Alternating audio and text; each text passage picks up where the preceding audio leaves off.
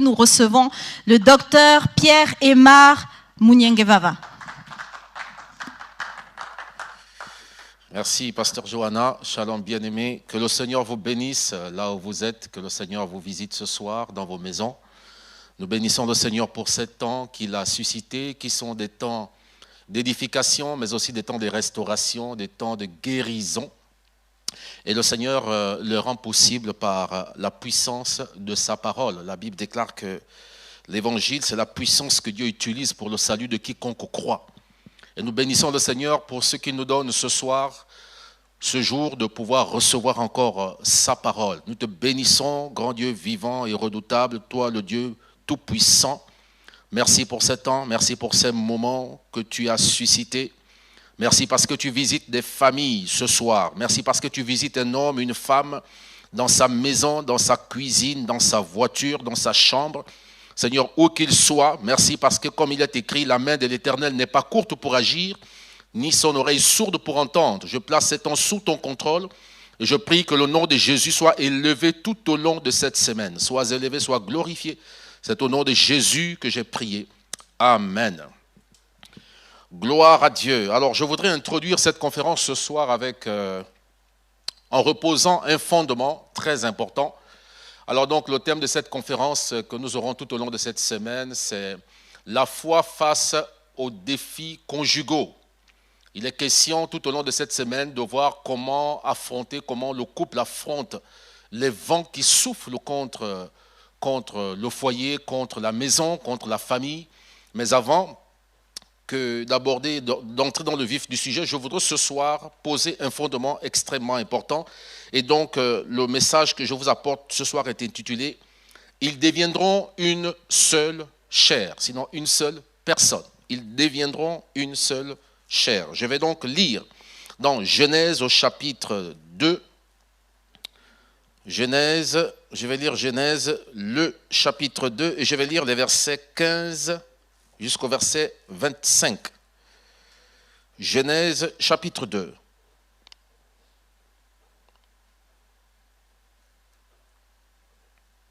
Genèse, chapitre 2, verset 15 au verset 25. Je lis ce texte donc dans la traduction Louis II de 1910.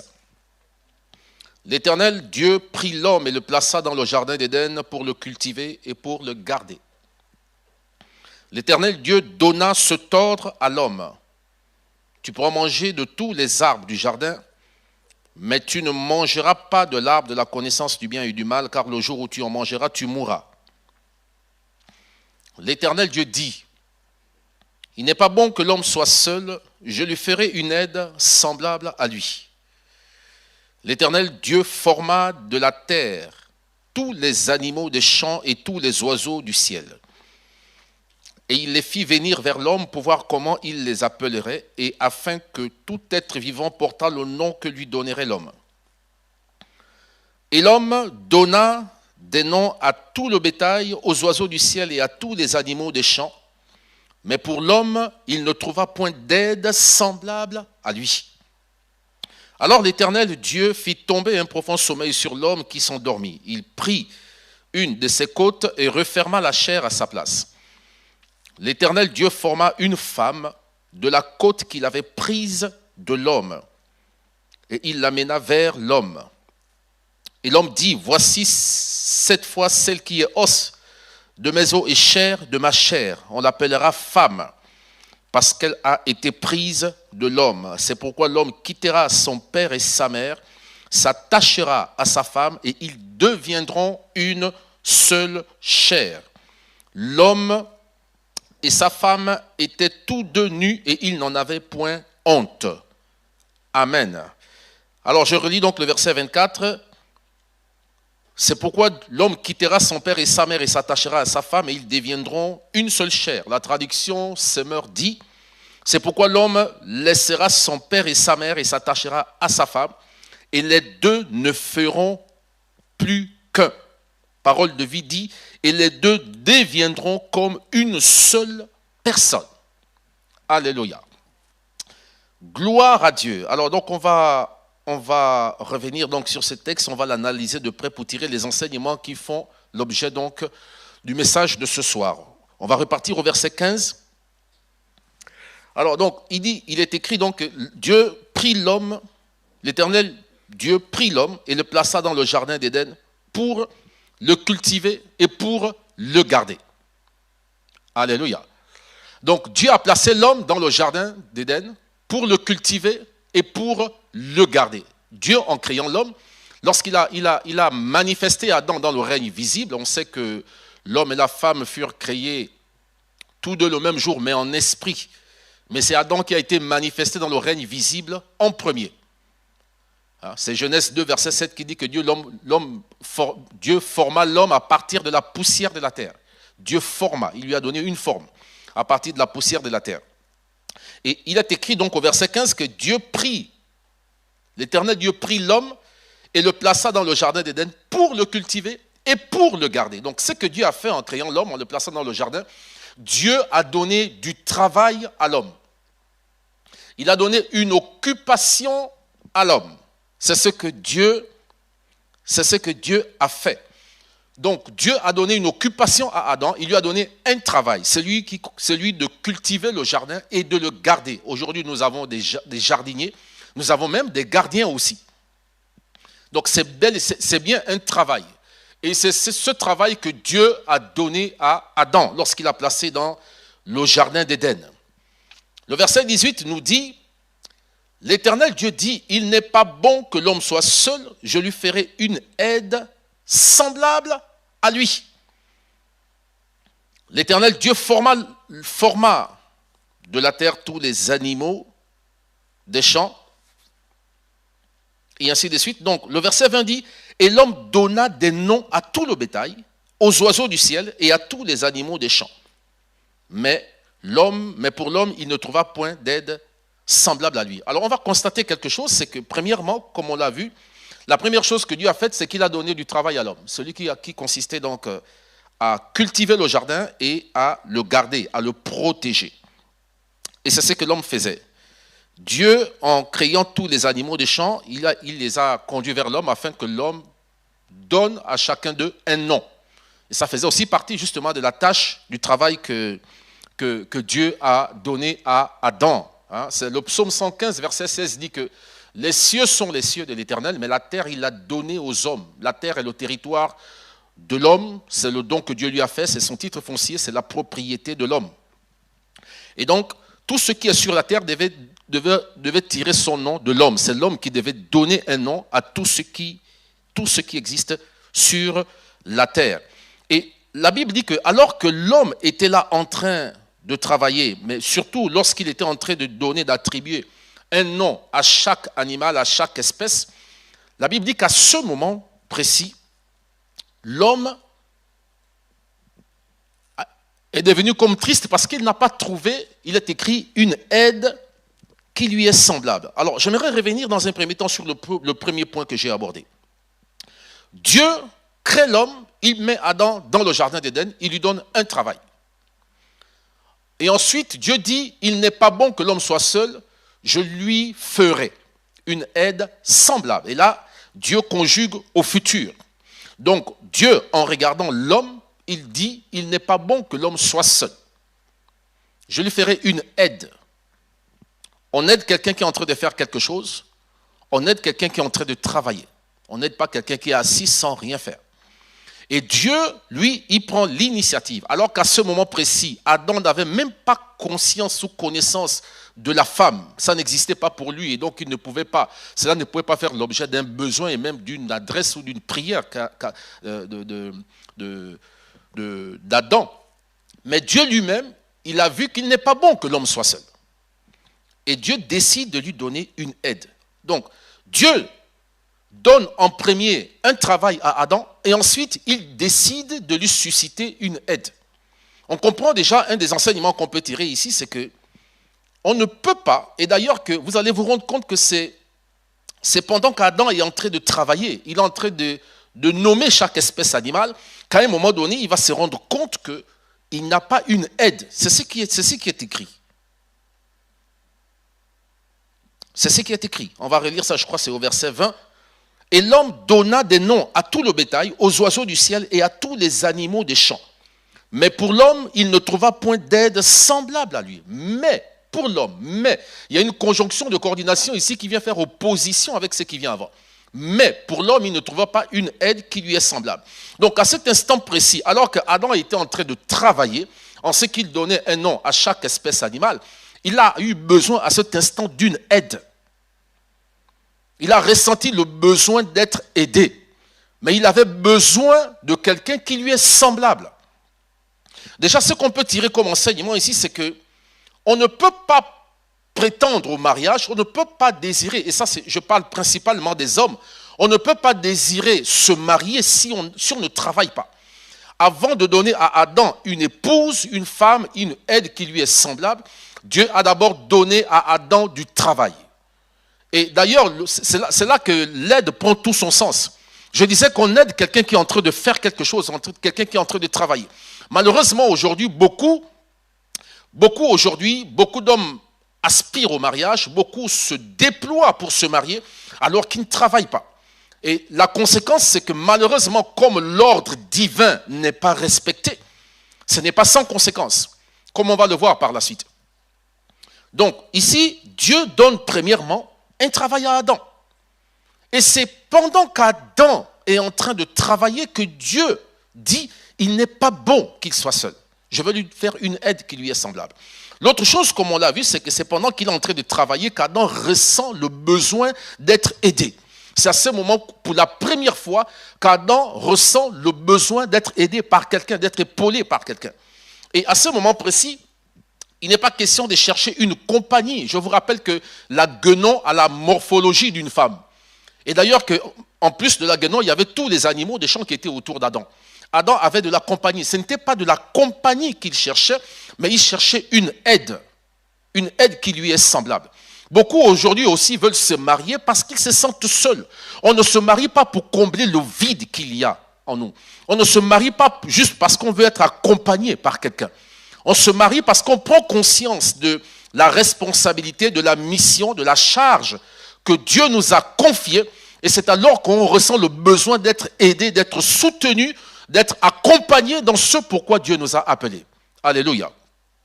Donc c'est pendant qu'Adam était en train de travailler, c'est là qu'Adam va ressentir le besoin d'être aidé. Et c'est ce qui a attristé Adam. Alors je vais relire la suite. J'étais au verset 20. Et l'homme donna des noms à tout le bétail, aux oiseaux du ciel et à tous les animaux des champs. Mais pour l'homme, il ne trouva point d'aide semblable à lui. Alors, l'Éternel, Dieu fit tomber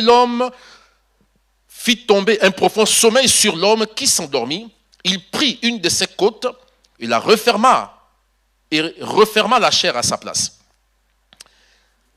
Ici, on dit que Adam, pendant qu'il était en train de travailler, alors que pour la première fois, il ressent le besoin d'être aidé, le besoin d'une aide, d'un soutien. Et c'est là, la Bible dit, au verset 21, « Alors l'Éternel Dieu fit tomber un profond sommeil sur l'homme. » Pourquoi ? Pour lui susciter justement cette aide dont il avait besoin. Donc, non seulement Dieu, c'est lui qui prend l'initiative de donner à Adam une aide, un soutien, alors qu'Adam n'avait jamais manifesté le besoin, n'avait jamais prié, n'avait jamais demandé ça à Dieu. Mais c'est lorsque Adam, alors qu'il est en train de travailler et qu'il manifeste pour la première fois le besoin d'avoir cette aide, c'est là, la Bible dit, alors l'Éternel fit tomber un profond sommeil sur Adam, sur l'homme qui s'endormit, il prit une de ses côtes et referma la chair à sa place. Vous voyez ? Donc, premièrement, Adam est en train de faire d'abord le travail que Dieu lui a confié. Secondo, c'est pendant qu'il est en train de travailler qu'il ressent le besoin d'être marié, le besoin d'une épouse, le besoin d'une aide, parce qu'il est en train de travailler. Et c'est normal, parce qu'à ce moment, il a une charge, et la charge, elle est importante. Il a tous les animaux de la terre qu'il doit nommer. D'accord ? En plus de s'occuper du jardin, en plus de cultiver le jardin d'Éden et de le protéger. Il est en train de travailler, et en plus donc de cela, il ressent le besoin. Et c'est à ce moment que Dieu vient répondre à son besoin. Il travaille d'abord, ensuite il ressent le besoin à cause justement de la conscience qu'il a, de la charge du travail, de la responsabilité que Dieu lui a confiée, qu'alors il manifeste le besoin d'avoir une femme. Et c'est seulement là que Dieu vient justement donner à Adam une femme. Et qu'est-ce que Dieu va faire? Donc, alors l'Éternel Dieu fit tomber un profond sommeil sur l'homme qui s'endormit. Il prit une de ses côtes et referma la chair à sa place. Verset 22. L'Éternel Dieu forma une femme de la côte qu'il avait prise. De la côte qu'il avait prise de l'homme, et il l'emmena vers l'homme. On va s'arrêter là dans un instant. On va d'abord prendre un temps là-dessus. Donc, Adam manifeste le besoin, le désir d'avoir d'une aide, d'être aidé, d'être soutenu dans la charge qu'il a. Et Dieu répond à la demande d'Adam. Mais comment Dieu procède-t-il? Le verset 21 nous dit, il prit, l'Éternel Dieu fit tomber un profond sommeil sur l'homme qui s'endormit. Il prit une de ses côtes et referma la chair à sa place. Dieu va endormir Adam. Adam a besoin d'une aide. Adam a besoin d'un soutien. Mais qu'est-ce que Dieu fait? Dieu endort Adam.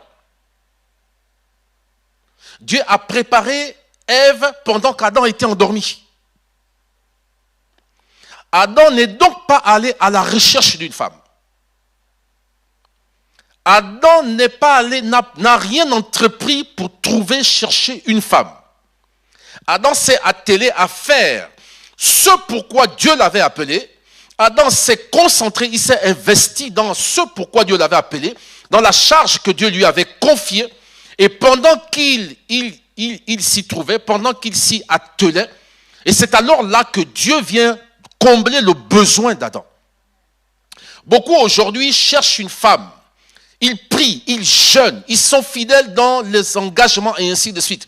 Mais ils ne comprennent pas pourquoi est-ce que Dieu ne répond pas à leurs besoins. Pourquoi? Parce qu'ils ne sont pas en train de faire ce pourquoi Dieu les a suscités. Ils ne sont pas dans leur charge. Ils ne sont pas dans leur appel. Ils ne sont pas dans leur ministère. Et il faut que les choses soient claires. Ministère ici, le ministère, ce n'est pas juste être prophète, pasteur, apôtre, évangéliste, docteur. Vous allez d'ailleurs vous rendre compte qu'Éphésiens 4:11, lorsqu'il en parle, lorsqu'il parle de ces 5 corps-là, il dit bien qu'il a fait don des hommes. Des hommes. Mais il évoque ministère lorsqu'il parle des saints, c'est-à-dire des chrétiens. Celui qui a fait don des hommes, des uns comme apôtres, d'autres comme prophètes, d'autres comme évangélistes, d'autres comme pasteurs, d'autres comme docteurs, pour le perfectionnement des saints, en vue de l'œuvre du ministère. Pour rendre aptes les chrétiens, pour qu'ils remplissent le service pour lequel Dieu les a appelés. Donc, chacun a un ministère. Mais c'est lorsque tu t'attelles à faire ce pourquoi Dieu t'a appelé, c'est alors, oui, que Dieu répond, pourvoit à tes besoins. Et notamment le besoin de l'épouse, le besoin du conjoint. Il faut comme Adam s'investir dans la charge, dans ce pourquoi Dieu t'a appelé. C'est alors que Dieu va reconnaître qu'à ce moment tu as besoin justement d'être secouru, tu as besoin de ce soutien dans la charge qu'il t'a confiée.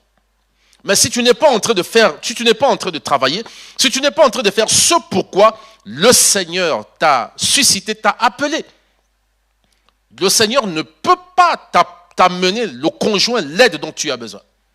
Tu iras peut-être chercher un autre conjoint. Tu iras te chercher toi-même une aide. Mais ce ne sera pas l'aide que le Seigneur t'aura amenée. Et il est écrit que la bénédiction de l'Éternel, c'est celle-là qui enrichit et ne se fait suivre d'aucun chagrin.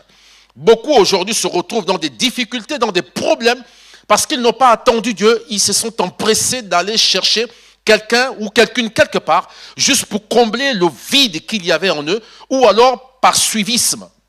Le mariage n'est pas une mode. Le mariage sert le dessein de Dieu. Dieu a créé le mariage pour son dessein, le dessein qu'il a pour les hommes. Alléluia. Donc Dieu, qu'est-ce qu'il va faire?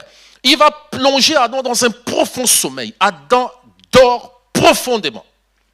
Et il est écrit ici qu'il prit une de ses côtes et referma la chair à sa place. Qu'est-ce que Dieu a fait? Il a pris une des côtes d'Adam et il a refermé avec quoi? Avec la chair. Dieu a opéré la chirurgie, il a endormi Adam, il l'a anesthésié. Ça a été une anesthésie générale. Adam est tombé dans un profond sommeil. Il n'était même pas conscient de ce qui s'est passé en lui. Dieu a ôté une partie, une de ses côtes, et qu'est-ce qu'il a fait? Il a remplacé par la chair à sa place. Il a mis la chair à sa place. Donc même quand Adam va se réveiller, Adam ne sera pas conscient de ce qui s'est passé. Mais vous allez vous rendre compte que Dieu, premièrement, on s'est rendu compte que Dieu, il dit, je lui ferai une aide semblable.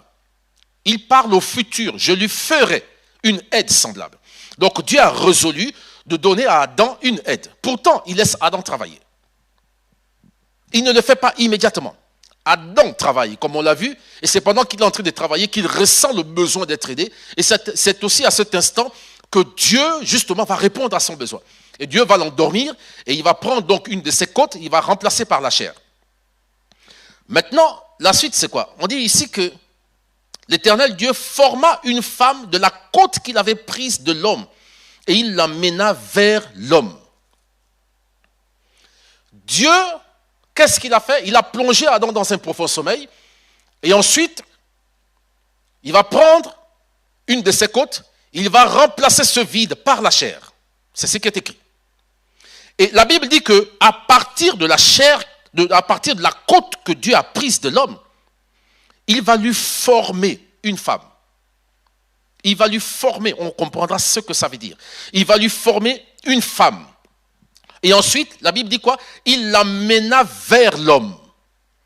Écoutez, si Dieu amène la femme qu'il a formée, qu'il a faite pour Adam, vers lui, alors assurément, lorsque Dieu a formé cette femme, il ne l'a pas formée devant Adam.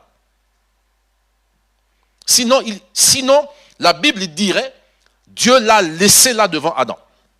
Mais la Bible dit que Dieu emmena Ève vers l'homme. Il a amené la femme vers l'homme. Donc Dieu l'a prise de quelque part pour l'amener à l'homme, là où l'homme se trouvait. Donc, ça veut donc aussi dire que lorsque Dieu a endormi Adam et qu'il a pris la côte de Ève, la côte d'Adam, qu'il a refermé le trou par ce vide par la chair, Dieu a pris cette côte et il est allé quelque part. Dieu a formé Ève, Dieu a préparé, Dieu a dimensionné, Dieu a paramétré, Dieu a configuré Ève en dehors d'Adam. Dieu a préparé Ève, Ève n'était pas à côté d'Adam. Dieu n'a pas préparé Ève là où Adam se trouvait. Dieu a préparé Ève quelque part. Et la Bible dit qu'il amena la femme vers l'homme. C'est ce qui est écrit au verset 22. L'Éternel Dieu forma une femme de la côte qu'il avait prise de l'homme et il l'amena vers l'homme. Il l'amena vers l'homme. Donc elle était quelque part, il l'a prise, il l'a amenée vers l'homme. Donc ce que Dieu fait, c'est quoi? C'est que le besoin, il est là. Le besoin de l'homme est là. Mais qu'est-ce que Dieu fait? Pendant que l'homme exprime le besoin, ou sinon ressent le besoin, en raison, j'insiste, en raison de la charge que Dieu lui a donnée, parce qu'il est en train de travailler à ce à quoi Dieu l'a appelé. Dieu prépare quelqu'un quelque part. Dieu prépare une femme quelque part. La Bible dit que Dieu forma une femme de la côte qu'il avait prise. Dans former ici, il y a quoi? Il y a donné une forme. Il ne s'est pas agi simplement d'une forme physique, mais Dieu l'a doté d'une psychologie, d'une mentalité, d'un système de pensée, d'une perception, d'une conscience qui sert Adam, qui sert son dessein dans la vie d'Adam. La Bible dit quoi? La Bible dit que Adam et l'homme dit, voici cette fois celle qui est os de mes os et chair de ma chair. On l'appellera femme parce qu'elle a été prise de l'homme. Donc, celle que Dieu a formée, à qui il a donné une forme, cette femme qu'il a appelée Ève, il l'a faite il forma une femme de la côte qu'il avait prise d'Adam. De la côte qu'il avait prise de lui. Donc, c'est à partir de la côte d'Adam que Dieu a formé la femme. Dieu a fait une femme à partir de la côte d'Adam. Vous savez, il a dit qu'il lui fera une femme, une aide qui lui est semblable. Semeur dit un partenaire. D'autres traductions disent un vis-à-vis. Donc, qu'est-ce que Dieu fait? Dieu, il l'a fait pas à partir de la poussière de la terre, non. Il l'a fait à partir de la côte qu'il avait extraite d'Adam. C'est normal quand il dit ici qu'il forma la femme à partir de la côte qu'il avait prise de l'homme. Donc, cette femme-là qu'il a faite, il l'a faite à partir d'Adam.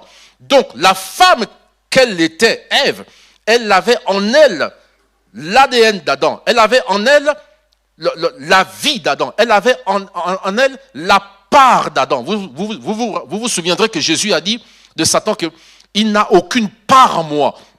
Mais Ève avait une part d'Adam en elle. Et c'est normal que, quand la Bible dit qu'il forma cette femme, il lui a donné une forme.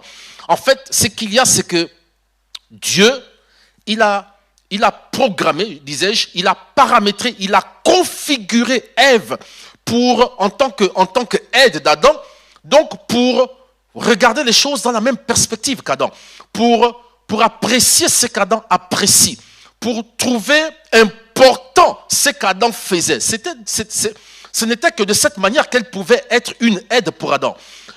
Dieu n'a pas suscité la femme pour venir combler simplement un besoin charnel, physique. Mais il a fait donc à Adam d'une aide, d'un soutien, d'une épaule, d'un appui. Et pour ça, elle devait donc nécessairement regarder ce qu'Adam faisait. Elle devait comprendre ce qu'Adam faisait. Elle devait réaliser l'ampleur de la tâche, le fardeau. Elle devait réaliser la grandeur de la tâche que Dieu lui avait confiée pour comprendre finalement le rôle qu'elle avait à jouer dans la vie d'Adam. Et dans cette perspective-là, elle devait nécessairement apprécier ce qu'Adam faisait. Elle devait nécessairement trouver important ce qu'Adam faisait. Et c'est là aussi justement le signe, bien aimé, pour reconnaître la femme que Dieu t'a destinée. C'est une femme qui manifeste de l'intérêt pour ce que tu fais. C'est une femme qui trouve important ce que tu fais. C'est une femme qui respecte ce que tu fais. Aujourd'hui, beaucoup de femmes veulent se marier pour se caser. Dieu n'a pas créé le mariage pour caser la femme. Non, Dieu a créé la femme, sinon le mariage, pour servir à son dessein.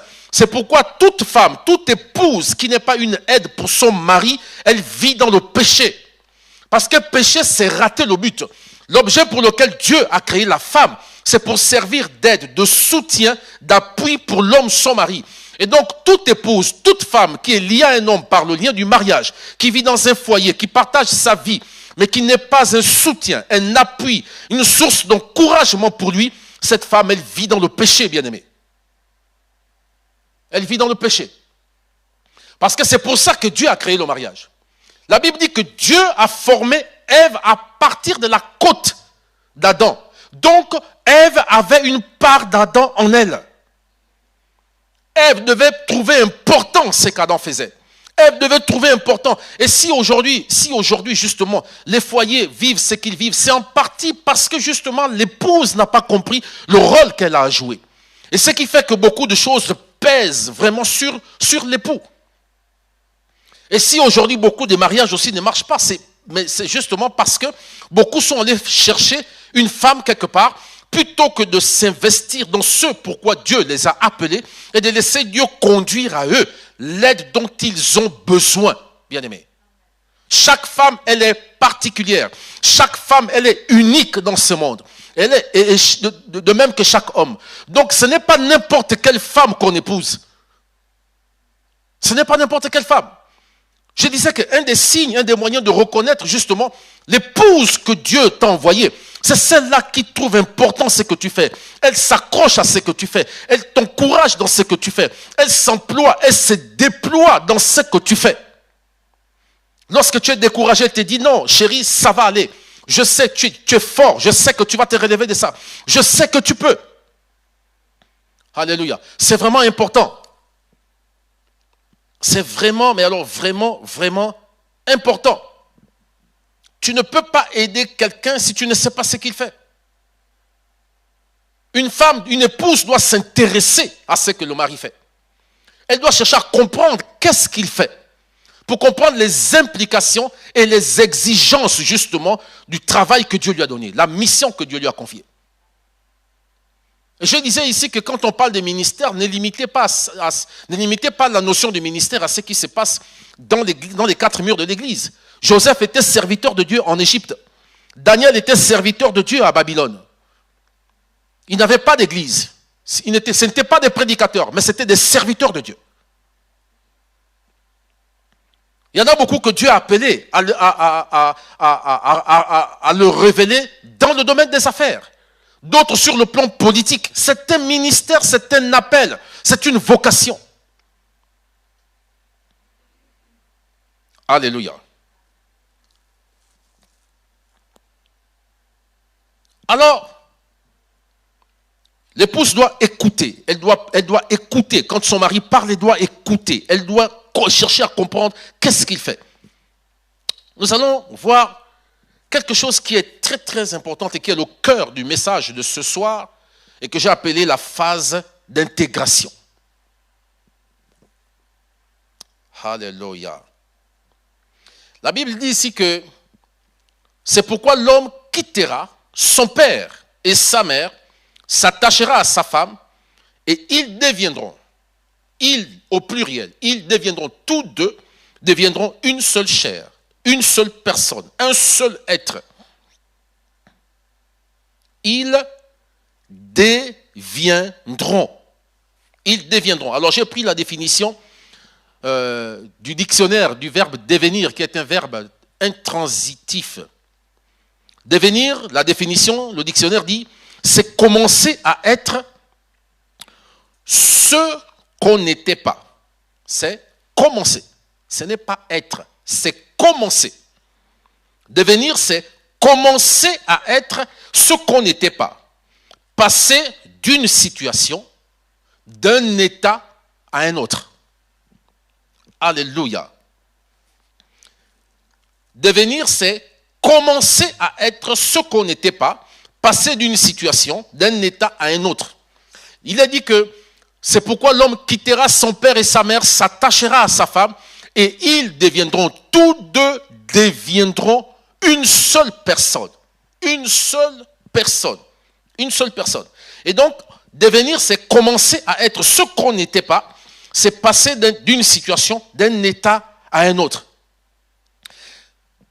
Ici, pour ramener ça à notre contexte, il dit, c'est commencer à être ce qu'on n'était pas. Donc, nous sommes censés changer d'état. Nous sommes censés, lorsqu'on rentre dans le processus du mariage, on est censé partir d'un état à un autre. On est censé quitter une situation pour une autre. C'est ça qu'il dit. Donc, il s'agit ici donc de quitter l'état d'individualisme dans lequel on est au moment de notre rencontre. C'est quitter l'état d'individualisme dans lequel on est au moment de notre rencontre pour évoluer vers l'état où Dieu nous veut une seule personne. On verra comment ce processus se passe. D'accord? Donc, il ne s'agit ici. Donc, c'est quitter l'état d'individualisme. Chacun de nous, pour amener ça à notre contexte, chacun de nous, que ce soit l'homme ou la femme, chacun de nous vient de quelque part. Dieu a préparé Ève en dehors d'Adam. Malgré le fait qu'il utilisait la côte d'Adam, mais il l'a préparée éloignée, séparée d'Adam. Et c'est lorsqu'il l'a fini qu'il l'a amené vers Adam, qui ensuite a reconnu. Adam dit, voici enfin celle qui est os de mes os, chair de ma chair. Adam a reconnu. Il a reconnu. Mais Dieu a préparé Ève en dehors d'Adam. Et lorsque deux personnes se rencontrent pour s'engager dans le mariage, ils viennent chacun d'eux d'un univers différent. D'un univers différent. Chacun a reçu une éducation différente. Chacun a évolué dans un environnement spécifique, un environnement différent de celui dans lequel l'autre à évoluer. Donc, chacun vient déjà avec une certaine façon de voir. Chacun vient avec son éducation. Chacun vient avec ses préjugés. Et il y en a d'ailleurs qui viennent avec des blessures intérieures. Des personnes qui ont été blessées, déçues dans leur passé. Mais ils viennent dans le mariage. Mais il dit ici qu'ils deviendront. Il y a un processus. Il y a un cheminement. Il dit ils deviendront une seule personne. Mais comment ces deux personnes-là vont devenir ces deux personnes qui viennent des horizons différents, qui ont reçu deux éducations différentes, vont devenir une seule personne. Donc, ils ne seront plus deux, comme il dit, mais ils seront une seule personne. Ils vont penser de la même manière, ils vont regarder dans la même direction, ils vont marcher ensemble, ils feront tout ensemble et de la même manière. Comment cela peut-il se faire? Vous savez, pendant que je méditais sur ce message hier, le Saint-Esprit, dans la nuit d'avant-hier à hier, le Saint-Esprit me parlait de la greffe. Vous savez, la Bible dit, il dit qu'il a pris la côte d'Adam. Dieu a pris la côte d'Adam, il l'a retirée et il allait former Ève. Mais il a couvert ce vide-là par la chair. D'accord? Maintenant, il dit, il forma la femme à partir de la côte qu'il avait prise de l'homme. Et après, qu'est-ce qu'il fait? Après avoir formé la femme, il ramène maintenant cette femme à l'homme, d'où elle a été prise. Il l'amène à l'homme. C'est un peu comme si Dieu ramène la pièce, l'organe qu'il a enlevé au départ. C'est comme s'il ramenait cet organe à sa place. Et le Saint-Esprit me parlait dans la nuit de samedi à dimanche. Il me disait, et j'ai interrogé le docteur Grégory hier, justement, à la fin du culte là-dessus. Parce que moi, je ne suis pas médecin et donc je ne sais pas très bien comment ça se passe, mais il me parlait de la greffe d'organes. Et je ne comprenais pas pourquoi est-ce qu'il me parlait de la greffe d'organes. Je savais que la greffe d'organes, c'est l'opération qui consiste à prendre un organe et qu'on le met sur le corps de quelqu'un. D'accord? Soit parce que cet organe, il est malade, soit parce qu'il n'a plus cet organe, ou je ne sais pas. Dans tous les cas, c'est l'opération qui consiste à donner à l'homme un organe qui lui manque, ou de lui remplacer cet organe qu'il a au départ, mais qui est défectueux. Et quand je pose la question au docteur Grégory, au sortir du culte hier, j'ai dit, comment ça se passe, la greffe d'organes? Et quels sont les risques? Et c'est là que j'apprends quelque chose, et je comprends pourquoi est-ce que le Saint-Esprit me parlait de ça. Vous savez, lorsqu'on fait la greffe d'organes, on prend l'organe qui appartient à quelqu'un d'autre, ou du moins qui se trouve sur quelqu'un d'autre, on le prend parce que cet organe est en bon état, et on vient ici le greffer, on parle bien de greffe, on vient le greffer au corps de celui qui est dans le besoin. Mais le système immunitaire de celui qui reçoit l'organe peut détruire cet organe. Parce que c'est un corps, il le voit comme étant un corps étranger. Le système immunitaire. Et c'est pour ça que ce qu'ils font, c'est qu'ils préparent non seulement l'organe qui sera greffé, en le mettant dans des conditions particulières, mais ils préparent aussi et surtout celui qui reçoit l'organe. Et le docteur Grégory me disait que ça peut aller jusqu'à baisser le niveau de défense. Réduire, il disait, on peut aller jusqu'à baisser le niveau de défense. Ça veut dire comme endormir le système immunitaire afin que le corps accepte le nouvel organe. Et voilà ce que le Saint-Esprit m'enseigne. Il me dit, lorsque l'épouse que Dieu a destinée à cet homme arrive, il y a également cette phase d'intégration. Et de même que dans la greffe d'organes, il y a une phase d'intégration et qui nécessite une certaine préparation. De même, lorsque l'épouse entre dans la vie de l'époux, il y a cette phase d'intégration. Et de même que le système immunitaire de l'homme peut détruire l'organe qui lui est donné, de même aussi l'époux qui reçoit son épouse peut la détruire. Si jamais cette phase d'intégration échoue, parce qu'elle peut échouer. On a entendu parfois certains dire, et je prends un exemple vécu, où un couple qui s'est marié, juste une semaine après, l'épouse vient me voir pour me dire, docteur, si je savais, je ne me serais pas marié. Une semaine seulement après le mariage. Je connais quelqu'un d'autre aussi, c'est un homme, un frère qui voulait divorcer juste 3 mois après le mariage. Pourquoi? Mais parce que justement cette phase d'intégration a échoué. Vous vous rendez compte que c'est l'organisme, c'est celui qui reçoit l'organe. C'est son système immunitaire qui se retourne contre l'organe qu'il reçoit pour le détruire. Et voilà pourquoi celui qui a dit hier, oui, je l'aime, qui a répondu devant monsieur le maire, oui, monsieur le maire, pour le meilleur et pour le pire, jusqu'à ce que la mort nous sépare. Oui, monsieur le maire. Mais c'est le même qui demain diabolise sa femme, c'est le même qui demain est prêt à détruire sa femme. Bien aimé, cette phase d'intégration, elle peut échouer. Voilà pourquoi il dit qu'ils deviendront une seule personne. Ils viennent des horizons différents. Ils ont des psychologies différentes.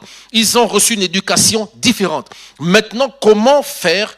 Comment est-ce qu'ils peuvent quitter cet individualisme-là pour parvenir à cette unicité? Pour devenir une seule personne. Et c'est ça que je voudrais vous partager ce soir, bien-aimés, parce que tout ce qu'on va voir par la suite repose sur ça. Donc, il est question de la foi face aux défis du foyer conjugal. Il est donc question pour nous, tout au long de cette semaine, de découvrir à la lumière des Écritures comment est-ce qu'on affronte les vents qui soufflent contre le foyer conjugal. Comment est-ce que je réagis lorsque mon épouse tombe malade? Comment est-ce que je réagis lorsque je perds le contrôle de mes enfants? Comment est-ce que je réagis lorsque mon foyer est menacé? C'est ce qu'on va voir. Mais c'est un combat qui se mène ensemble. Mais ce combat vous ne pouvez pas le mener ensemble si vous n'êtes pas un. Alléluia. Donc c'est vraiment important. C'est pour ça que nous allons voir ce soir le processus de l'intégration. Comment je sors des a priori que j'ai lorsque je viens au mariage. Vous savez, il y en a qui ont évolué dans notre société africaine, par exemple. On dit, bon, la femme, elle ne s'assied pas à côté des hommes, dans le corps de garde. La femme ne mange pas ceci. Il ne faut jamais dire ceci à la femme. On ne dit pas tout à la femme, et ainsi de suite. Il y en a qui ont été façonnés par la tradition, par la coutume. Ailleurs, on dit autre chose. Mais pourtant, il est question de mariage. Il est question pour les deux de devenir une seule personne. Mais si la phase d'intégration échoue, ce mariage est voué à l'échec. Ce mariage n'ira pas loin. Et voilà pourquoi il y a beaucoup de divorces. Alléluia. Gloire à Dieu. Nous allons lire ensemble 1 Pierre, chapitre 1, versets 22 à 23. 1 Pierre. 1 Pierre, chapitre 1, versets 22 à 23.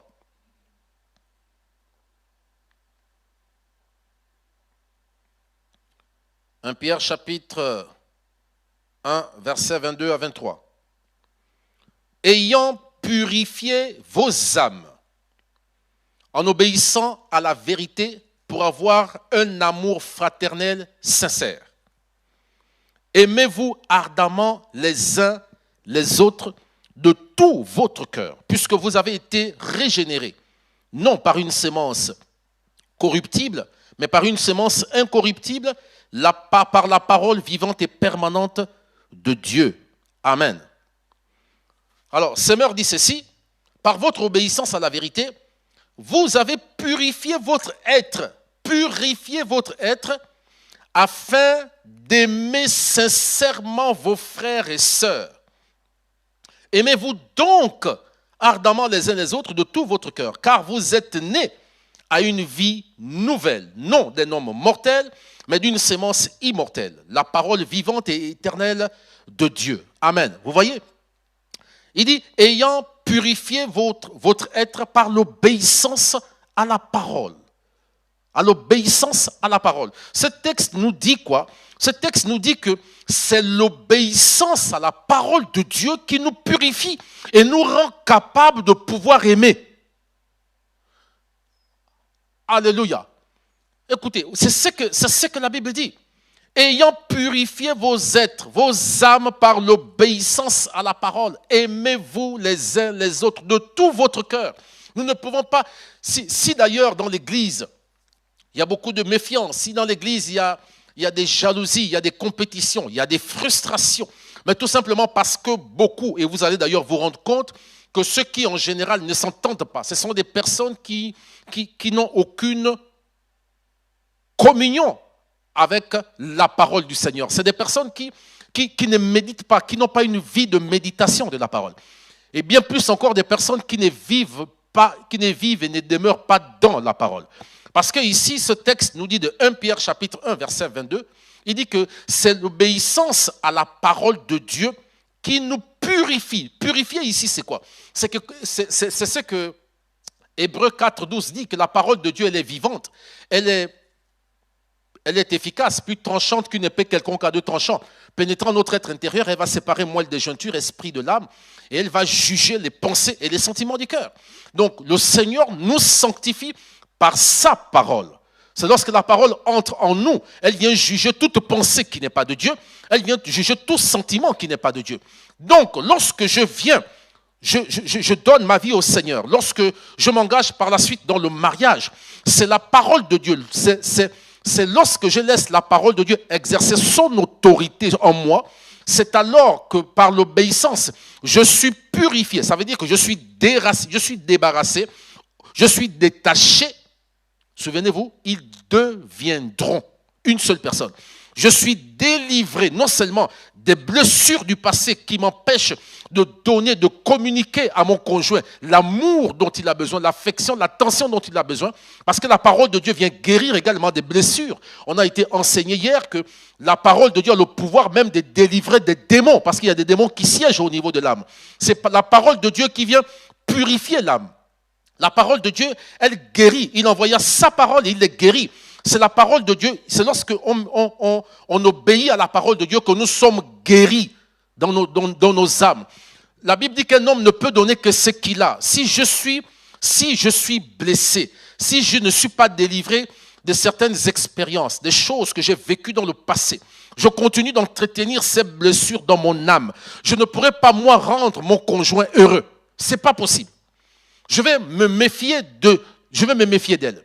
Même lorsqu'elle me dira des choses, je vais me méfier d'elle. Et bien aimé, je vous parle des choses que j'ai expérimentées. Ça fait 25 ans que je suis marié. Et pendant ces 25 années, j'ai observé ça.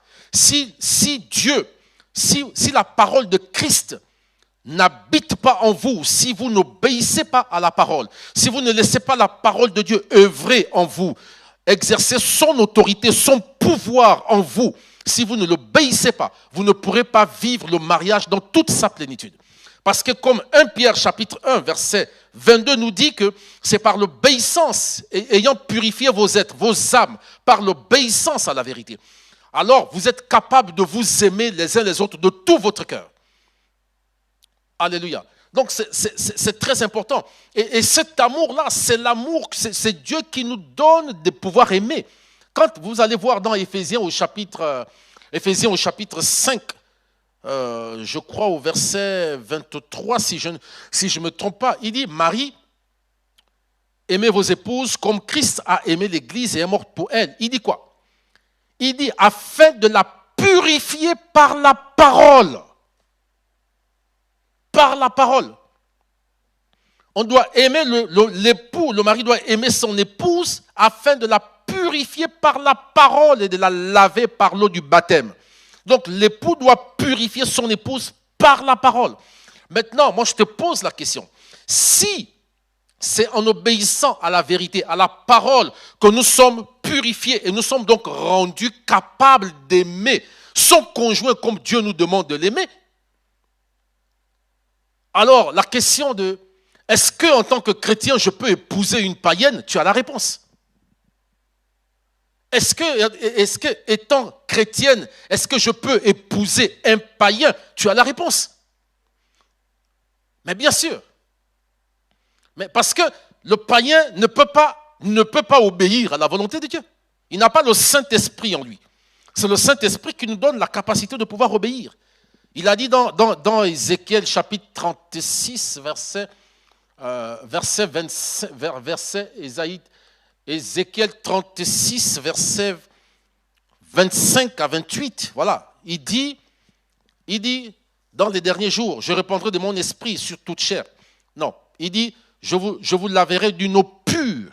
Il évoque ici la parole. Et vous serez purs. Je mettrai en vous mon esprit. Et je vous donnerai, je mettrai en vous ma parole, voilà, afin que vous marchiez conformément à ma parole. Il dit, c'est alors que je serai votre Dieu et vous serez mon peuple.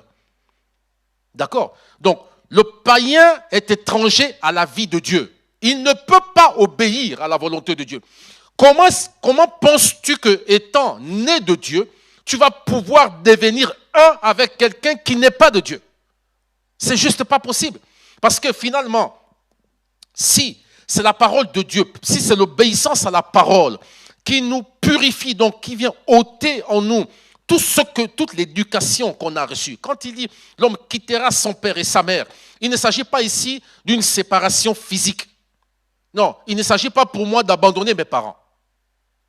Quitter mon père et ma mère pour m'attacher à ma femme, pour former avec elle une seule personne ici, c'est sortir du système de pensée, des a priori, des considérations, des schémas qui m'ont été inculqués dans mon éducation pour intégrer le système de pensée de Dieu et de vivre le mariage dans cet état d'esprit. Alléluia. C'est vraiment important de comprendre ça. Beaucoup aujourd'hui n'ont pas quitté leur père et leur mère. Et ils se sont attachés à une femme, mais ils ne deviennent pas une seule chair, une seule personne avec eux. Pourquoi? Parce qu'ils marchent avec ce que la tradition dit. Ils marchent avec ce que la coutume dit. Oui, parce que la coutume dit, on ne dit pas tout à sa femme. La coutume dit, la coutume et la tradition disent, par exemple, que si tu n'as qu'un seul homme, tu n'es pas un homme. Si tu n'as qu'une seule femme, tu n'es pas un homme. Si tu n'es pas initié, tu n'es pas un homme. Et beaucoup, malheureusement, sont entrés dans le mariage, malheureusement, en ayant gardé encore ce reste-là, ce dépôt de la coutume et de la tradition. Et ça perdure. Pourquoi? Parce qu'ils ne s'exposent pas à la lumière diffusée par la parole de Christ, l'évangile, qui vient chasser ces ténèbres-là en nous. Il dit, ayant purifié votre être par l'obéissance à la parole. Par l'obéissance à la parole. Donc, ce n'est pour devenir un. Il faut que chacun, le conjoint, l'épouse, l'époux, s'installe dans la parole, demeure dans la parole, qu'ils obéissent à la parole. Et c'est en demeurant continuellement dans la parole, en méditant la parole de Dieu jour et nuit, que nous sommes sanctifiés, que toutes les forteresses-là, toutes ces considérations, toutes ces pensées qui se dressent contre la connaissance de Dieu sont renversées, détruites par l'autorité et le pouvoir de la parole. Et c'est alors que je peux aimer mon épouse. C'est alors que mon épouse, elle peut m'être soumise. C'est vraiment important, bien-aimé. Il dit, ils deviendront une seule personne.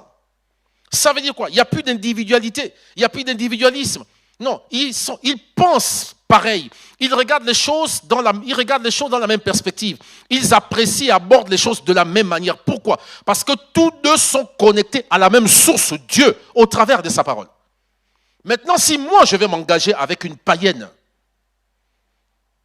je pourrais m'attacher à elle, mais on ne deviendra jamais une seule personne. Et voilà pourquoi les choses se passent mal. Voilà pourquoi le mariage que Dieu a suscité, le mariage dont Dieu a fait une bénédiction devient une source de malheur. Le mariage détruit beaucoup de vies aujourd'hui. Parce qu'on n'a pas respecté l'ordre divin. Je vais lire Éphésiens au chapitre 4, de versets 17 à 24. Éphésiens chapitre 4. Éphésiens chapitre 4, versets 17 à 24. Lorsqu'on parle aux chrétiens comme ça, Ils ne sont pas contents. Quand on dit un chrétien ne peut pas épouser une païenne, une chrétienne ne peut pas épouser un païen. Ça dérange, ça fait mal. Bien-aimé, Jésus était dans la barque. Dans la barque, avec les 12. La Bible dit, tout à coup, une tempête s'est levée sur le lac. La tempête s'est déchaînée contre la barque à bord de laquelle il se trouvait. La barque s'est remplissait d'eau. Il perdait le contrôle de la barque. Mais la Bible dit que Jésus s'est levé de la barque. Il a menacé la mer et le vent est tombé. Et le calme est revenu. Si le vent, si les ténèbres s'attaquent à une barque à bord de laquelle se trouve le Créateur, le Dieu Tout-Puissant, à combien plus forte raison une barque à bord de laquelle il ne se trouve pas? Lorsque la tempête se lèvera contre ta maison, contre ton foyer, qui arrêtera ce vent-là? Pendant que toi, tu vas te disposer à prier, à jeûner, lui, il va sortir ses fétiches.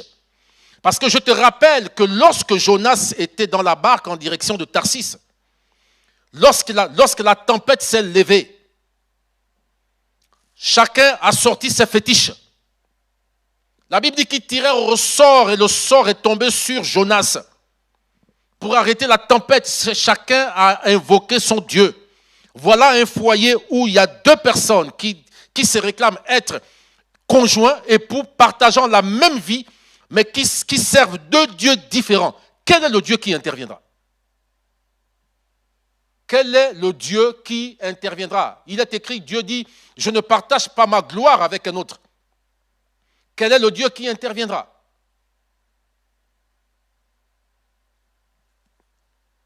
Éphésiens, chapitre, c'est bien de raisonner. Oui, mais bon, mais demain, il y en a beaucoup qui viennent aujourd'hui. Voilà, pasteur, voilà ce que je vis. Voilà ce qu'il me fait vivre. Voilà. As-tu consulté Dieu avant de t'engager? Même David qui avait l'habitude de mater les Philistins, quand on lui disait que les Philistins se préparent à rentrer en guerre contre toi, David interrogeait toujours Dieu, toujours. On n'interroge pas Dieu aujourd'hui dans les choix qu'on fait, on s'y engage, on se retrouve dans des problèmes et on appelle ça des épreuves et on invoque Dieu pour venir légiférer le péché.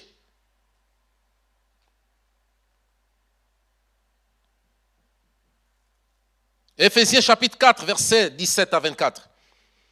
Voici donc ce que je dis et ce que je déclare dans le Seigneur, c'est que vous ne devez plus marcher comme les païens qui marchent selon la vanité de leurs pensées. Ils ont l'intelligence obscurcie. Ils sont étrangers à la vie de Dieu. Les païens sont étrangers. Ils ne peuvent pas recevoir ce qui vient de Dieu, ce n'est pas possible. Ils sont étrangers à la vie de Dieu, à cause de l'ignorance qui est en eux, à cause de l'endurcissement de leur cœur. Leur cœur est endurci devant ce qui vient de Dieu. Ayant perdu tout sentiment, ils se sont livrés à la dissolution pour commettre toute espèce d'impureté jointe à la cupidité. Voici ce que les païens font. Beaucoup de chrétiennes aujourd'hui sont mariées à des païens.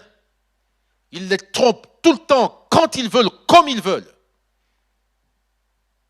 Mais ils veulent qu'on prie. Il y en a une qui a dit, je vais l'amener à l'église, elle espère le convertir. Il ne se soumet pas à l'autorité de Dieu, mais tu espères, toi, le convertir. Pendant que Dieu lui-même parle à des gens, mais les gens ferment leur cœur. Mais toi, tu espères le convertir.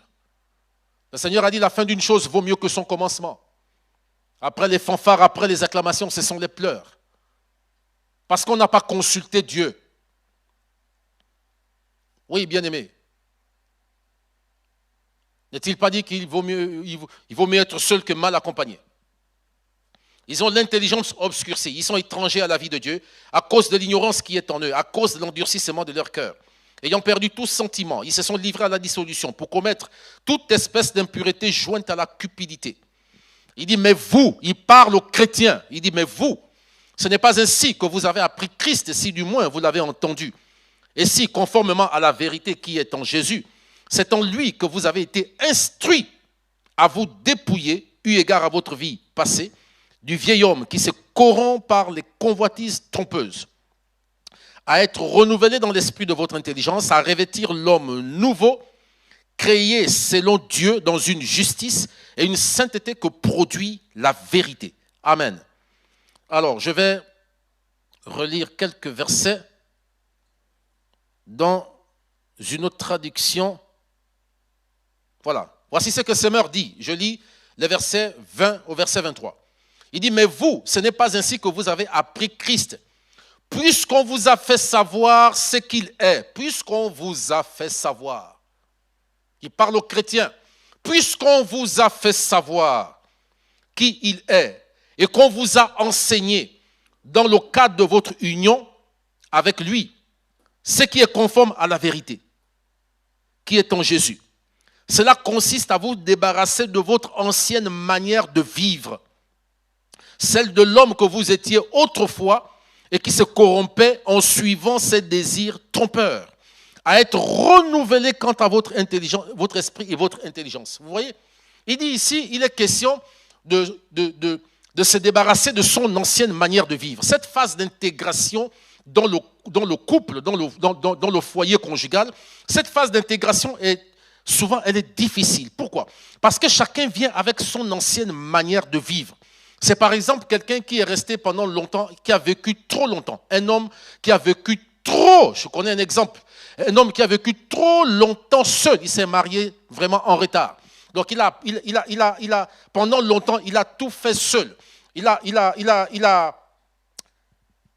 organisé sa maison à sa manière. Et le jour où la femme arrive, elle commence à organiser les choses différemment, donner un autre éclat à la maison. Et ça le dérange. Pourquoi? Parce qu'il est resté trop longtemps seul. Ça aussi, c'est un problème. Il est resté trop longtemps seul. Il avait sa façon de faire les choses. Et quand madame veut faire ou elle commence à entreprendre ou parfois à proposer des choses, il dit non, ça ne lui plaît pas. D'accord? Mais ici, il y en a d'autres aussi où l'intégration est difficile, disais-je, à cause justement de l'environnement dans lequel ils sortent. Je me souviens, j'ai un ami, un homme qui m'est vraiment très proche, qui était, il y a quelques années de cela, son épouse vient me voir pour me dire, écoute, vraiment, mon mari ne me donne jamais de l'argent. Bon. Je dis, mais attends, tu ne peux pas me dire quand même qu'après, ça fait déjà 20 ans, ça faisait 20 ans qu'ils étaient ensemble. Je lui ai dit, tu ne peux pas me dire qu'en 20 ans, il ne t'a jamais donné de l'argent. Dis-moi qu'il ne te donne plus, et le cas échéant, pourquoi? Mais ne me dis pas qu'il ne t'a jamais donné de l'argent en 20 ans. Et moi, je le connais bien. Elle me dit, il ne m'a jamais donné de l'argent. Waouh! Et lorsque je lui ai posé la question, j'ai dit, mais écoute, ta femme s'est plainte de ce que tu ne lui donnes jamais de l'argent. Vous savez comment il m'a répondu? Il m'a dit, mais moi je ne vois pas où est le problème. Je dis, mais comment ça tu ne vois pas où est le problème? Il va dire ceci. Il va dire si elle a des besoins. Effectivement, elle me l'avait dit. Si elle a des besoins, qu'elle m'exprime ses besoins, elle les met sur une feuille. Et moi, je vais acheter ce dont elle a besoin et je le lui apporte. Je dis, mais attends, tu ne vas pas aller jusqu'à acheter des sous-vêtements aussi de ta femme. Il me dit, mais moi, je ne vois pas où est le problème. Et en discutant avec lui, il y a une parole qui va sortir de sa bouche. Il dit, de toutes les façons, mon père faisait toujours comme ça. Waouh! Et c'est là que le Saint-Esprit a attiré mon attention. Son père était polygame. Et tous les mois, chaque fin de mois, chacune des épouses devait mettre sur une feuille ses besoins. Et là, je vous parle des courses de la maison, à manger, mais aussi les vêtements jusqu'aux sous-vêtements. Et c'est lui qui achetait et il les amenait. Que cela leur plaisait ou pas, elle devait porter les vêtements qu'il apportait. Vous voyez? Et je lui ai dit non, mais c'est juste pas possible.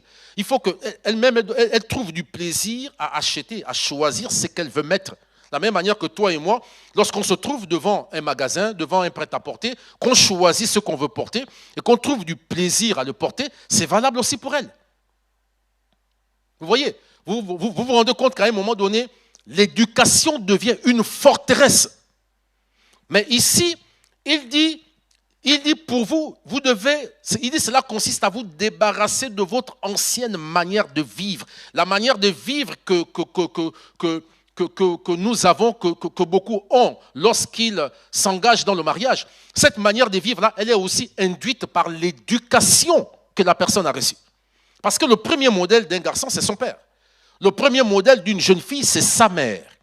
Et en fonction de l'environnement dans lequel chacun a grandi, Mais il se trouve qu'il y a une confrontation qui se produit entre les deux, rendant difficile cette phase d'intégration. Ce qui amène certains à commencer à se poser la question, n'ai-je pas commis une erreur? Mais est-ce que j'ai bien fait de m'engager avec elle, avec lui?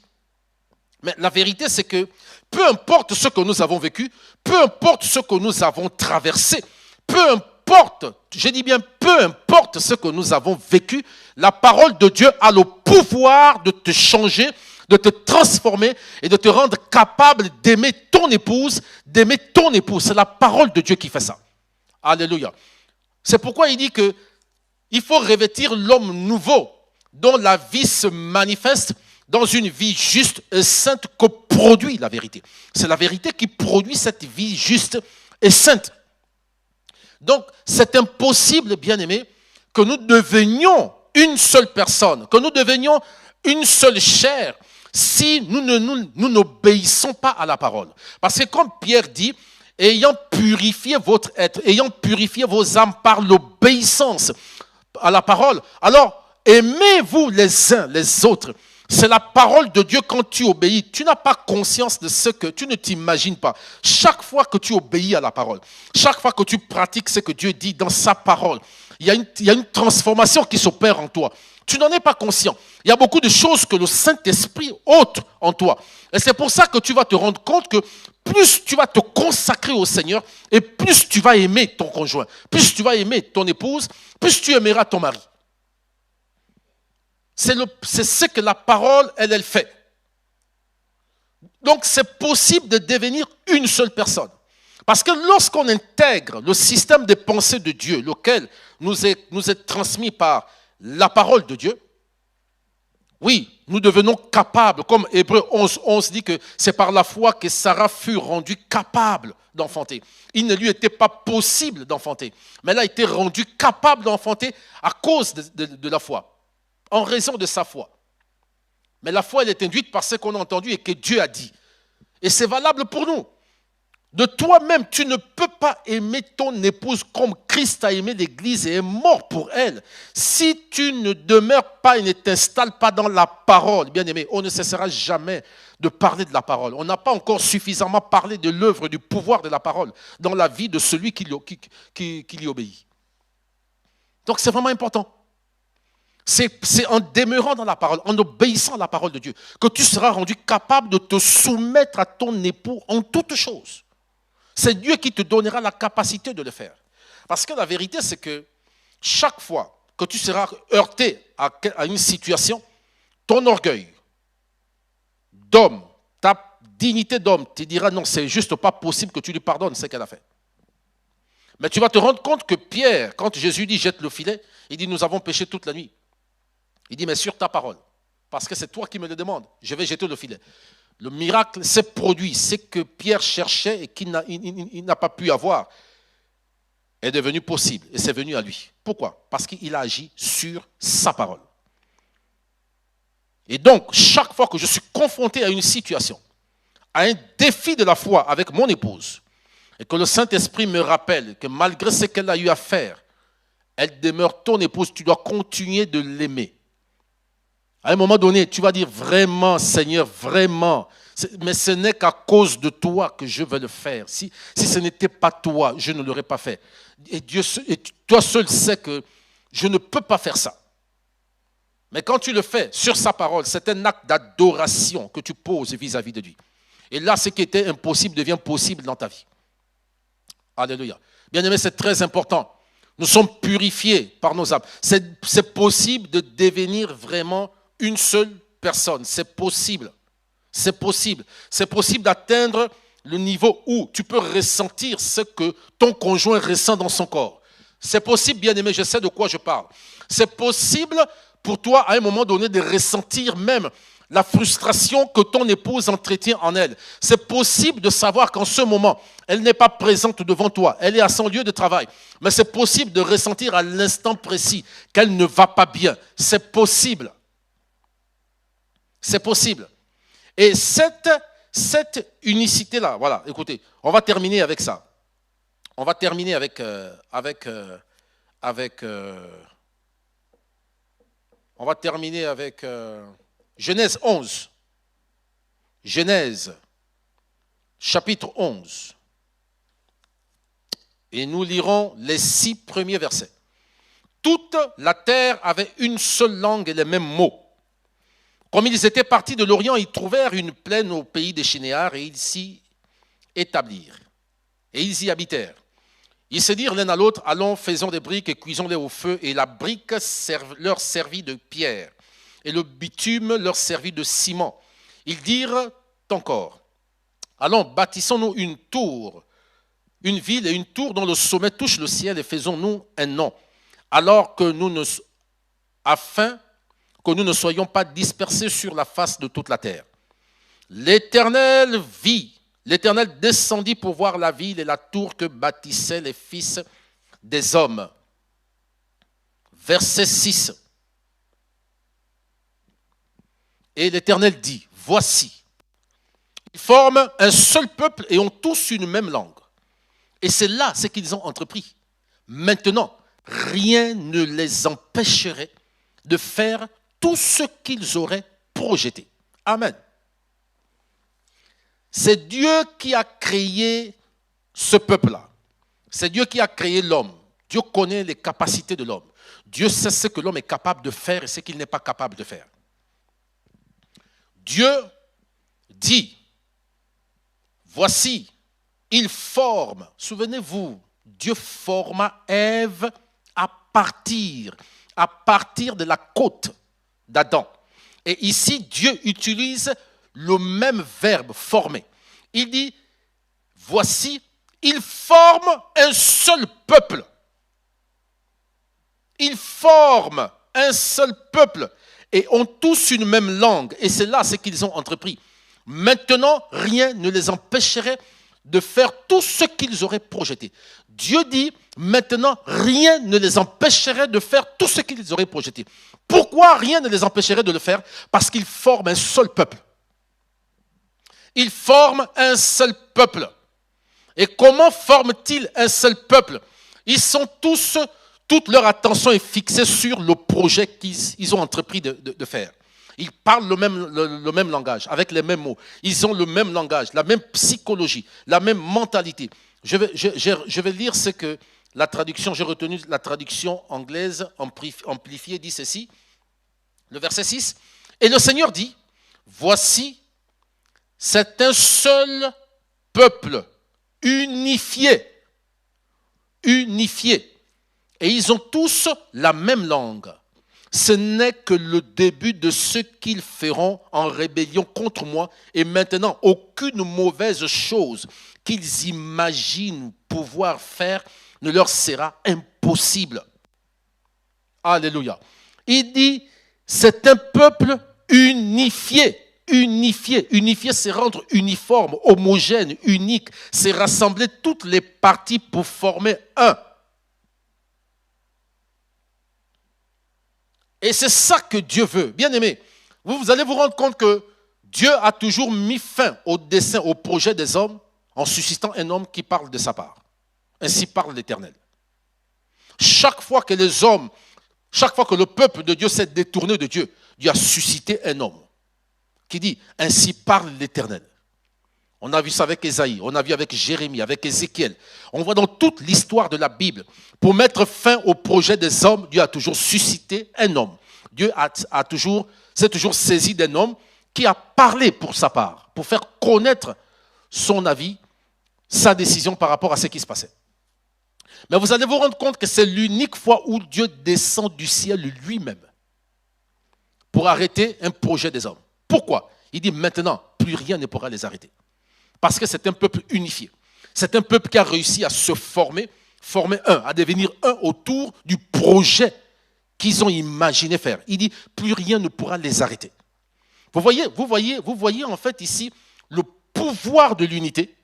Lorsque le couple, monsieur et madame, parviennent à former un dans le projet, non seulement leur projet de mariage, leur projet d'édification de leur famille, les projets spécifiques de construction et autres, lorsqu'ils parviennent à former un, rien ne peut les arrêter.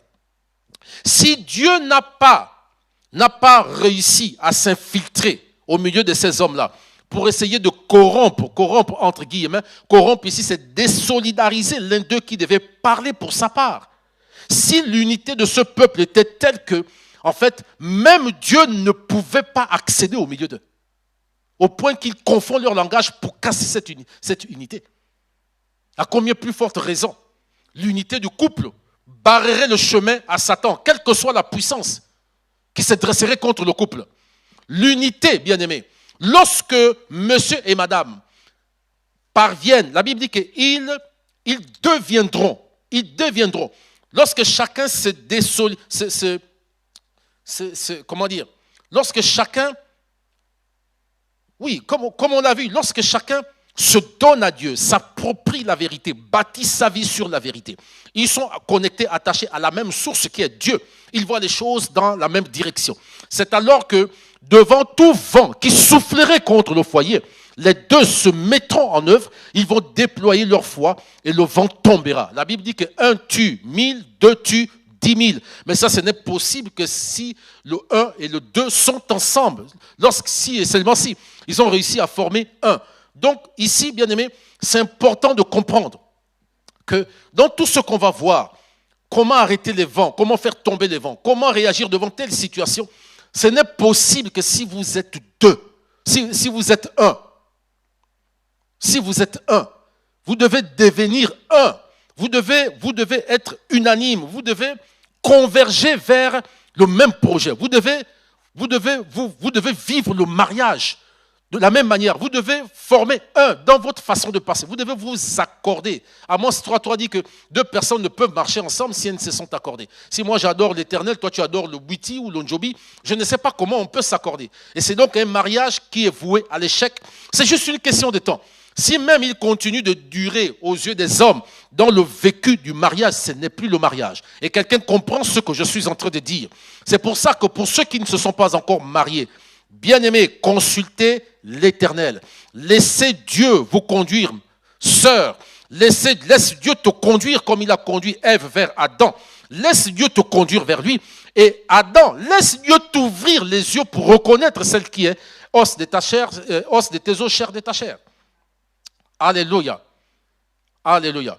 Donc, c'est vraiment important, bien aimé. Le processus de l'intégration, lors de la greffe d'un organe dans un corps, le corps peut rejeter l'organe. Le corps peut détruire via son système immunitaire. Il peut détruire cet organe. C'est ce que j'ai appris. Mais c'est la même chose lors de l'intégration dans le foyer conjugal. Il a dit qu'ils deviendront.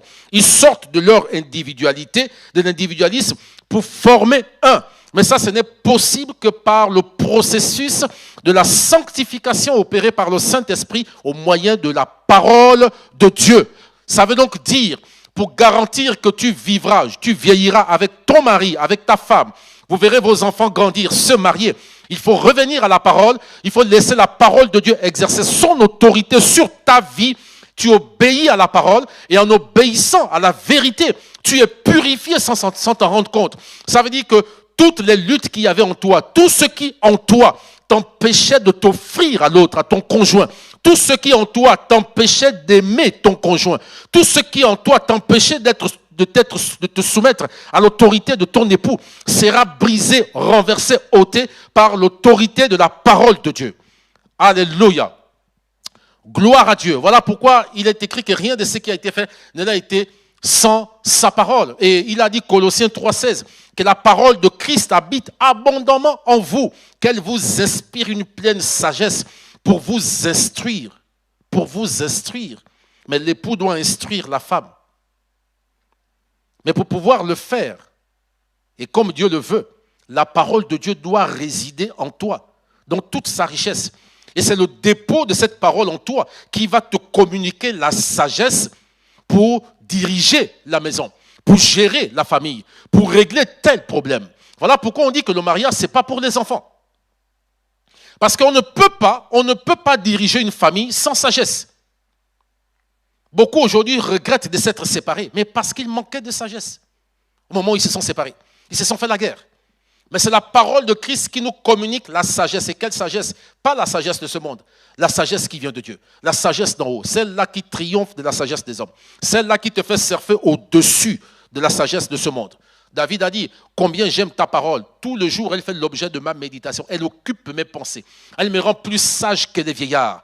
Plus avisé que mes ennemis. C'est ce que la parole de Dieu, la parole de Dieu dit. Alléluia. Gloire à Dieu. Donc c'est vraiment ce que le Seigneur a mis dans mon cœur pour nous ce matin. Parler ici du processus de l'intégration. Ils formeront une seule personne. La volonté parfaite de Dieu est que vous formiez un. Parce que si vous formez un, comme ces hommes à la tour de Babel, unis d'un même cœur, unifiés, regardant dans la même direction, animés des mêmes motivations, des mêmes pensées, alors rien ne pourra vous arrêter dans tout ce que vous ferez. Quel que soit le vent qui soufflerait contre ta maison, quel que soit le vent qui soufflerait contre ton foyer, contre tes enfants, il tombera au nom de Jésus-Christ. Mais pour ça, il faut revenir à la parole de Dieu. Voilà pourquoi aussi pour les futurs mariés, lorsque le pasteur vous dit, vous allez passer d'abord par un processus de préparation, d'encadrement avant le mariage. C'est pour faciliter l'intégration. Parce qu'il y en a qui viennent charger. Il y en a qui ont des interdits sur eux. Il y en a pour qui se marier est un interdit en raison des alliances qui ont été faites dans la famille. Mais et si tu n'es pas déchargé de ces entités-là, alors ce qui va se passer, c'est que lors de l'intégration, lorsque vous avez dit devant le maire, oui, monsieur le maire, lorsque vous vous regardiez à distance et que le cœur battait l'un pour l'autre, une fois que vous allez amorcer cette vie de couple, ça va être la guerre parce que ces entités vont se lever, elles vont détruire ce que vous serez en train de bâtir. Voilà pourquoi c'est important, tous ceux qui veulent se marier, de venir vers le pasteur pour dire, pasteur, voilà, je veux me marier, j'ai trouvé l'autre. Vous venez tous les deux chez le pasteur, il vous fait le suivi. Pourquoi? Afin de préparer cette phase d'intégration. Alléluia. Gloire à Dieu. Nous bénissons le Seigneur pour sa parole. Nous te rendons toute la gloire, Père éternel. Nous te bénissons pour ta parole. Merci pour ta parole qui est vie.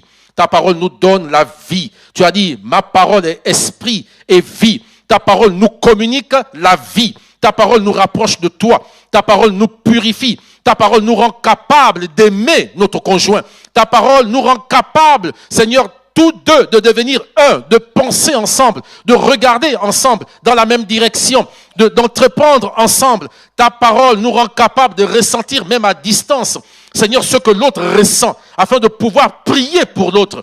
Merci pour ta parole. Merci, Seigneur, pour la vie que nous recevons ce soir. Je te prie pour ces hommes et ces femmes, pour ces foyers, pour tout cela, Père éternel, qui sont sous le feu des oppressions, de la dépression, des attaques des puissances des ténèbres. Je prie au nom de Jésus que tu les ramènes à ta parole. Je prie que tu donnes le courage, Seigneur, et la force à tous ceux-là qui ont encore la possibilité de faire marche arrière, de faire demi-tour, de revenir, Père éternel. Parce que ta volonté est que nous vivions dans la joie, dans le bonheur. Il est écrit que celui qui a trouvé une épouse a trouvé le bonheur, Seigneur éternel. Non pas le malheur. Nous ne voulons pas vivre dans la guerre, dans le feu, dans la chaleur de la maison. Mais nous voulons vivre, Seigneur, vieillir, chacun avec son conjoint, afin d'être ces modèles, Père éternel, pour nos enfants. De sorte que de génération en génération, Père éternel, qu'ils marchent avec ce modèle. Merci pour ta fidélité, merci pour ce soir. Merci pour cette femme que tu visites. Merci pour cet époux que tu visites. Merci parce que tu les ramènes à toi. Merci parce que comme le fils prodigue, tu les ramènes à toi, Père éternel. Tous ceux qui sont sortis de la vérité, que tu les ramènes dans la vérité. Seigneur, reçois la louange, reçois la gloire et l'adoration. Je te recommande la suite de ces moments tout au long de cette semaine. Sois élevé, sois glorifié, Père éternel. Sois béni pour tout ce que tu fais. C'est au nom de Jésus-Christ que j'ai prié. Amen, amen, amen. Que Dieu vous bénisse abondamment. Que la grâce de Dieu vous visite dans vos maisons. Que la grâce de Dieu visite chacun. Que la grâce de Dieu remplisse vos familles. Au nom de Jésus-Christ. Amen. Merci Seigneur. Gloire à ton nom. Merci Seigneur.